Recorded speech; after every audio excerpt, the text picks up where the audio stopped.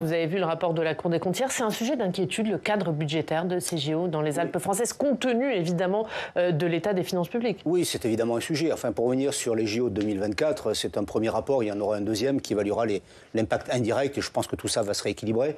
Nous avions également sur les JO de 2024 des perspectives de déficit. Au bout du compte, les premières estimations laissent entendre plutôt un excédent. Donc vous voyez, il faut relativiser les choses. Pour revenir aux Alpes françaises 2030, on est sur une configuration totalement différente, sur 4 départements, sur 2 régions. Et endémiquement, les JO d'hiver ont plus de risques d'être déficitaires que des JO d'été. Ceci étant dit, maintenant, il faut se mettre au travail. C'est l'esprit de cette loi olympique, un cadre juridique qui permet d'agir. Un COJOP qui vient de se mettre en place. On prévoit déjà un déficit pour ces Jeux Olympiques d'hiver. Disons que l'objectif, c'est d'éviter qu'il y ait un déficit et d'avoir un déficit le plus faible possible s'il devait y en avoir un. Pour ça, il faut que le COJOP travaille. La présidente du CNOS vient de le dire.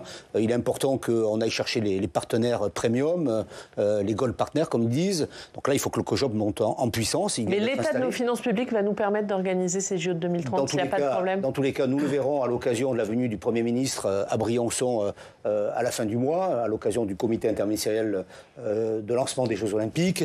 Des négociations ont eu lieu entre les régions, les partenaires financiers.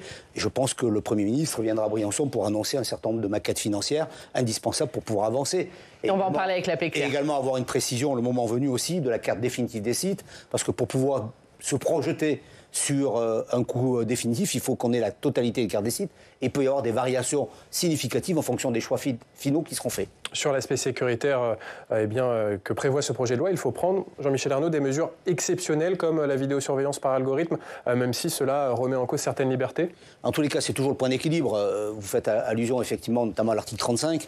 Lorsque nous regardons le bilan, et cela avait été évalué par le Sénat à l'occasion d'une mission portée par Mme de la Gontrie et Françoise Dumont, on avait un bilan mitigé, ça a été peu utilisé.